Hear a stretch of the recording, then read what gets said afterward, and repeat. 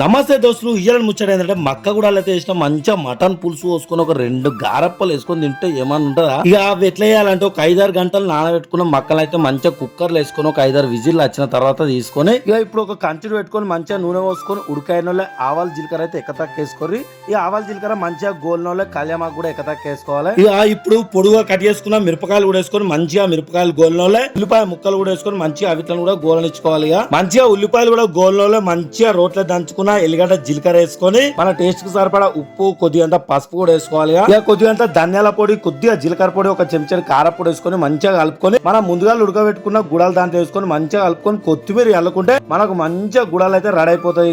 ఇక ఈ మక్క గుడాలను అయితే మంచిగా మటన్ పులుసు గానీ లేకపోతే చికెన్ జిమ్మల పులుసు ఏ పులుసు పోసుకొని అయినా మంచిగా ఒక 2 గారప్పలు వేసుకొని బురద కలుపుకొని తింటే సూపర్ అంటే సూపర్ ఉంటది. ఇక మన వీడియో నచ్చినట్లయితే సబ్స్క్రైబ్ చేయండి, షేర్ చేయండి, లైక్ చేయండి, కామెంట్ కూడా చేయండి.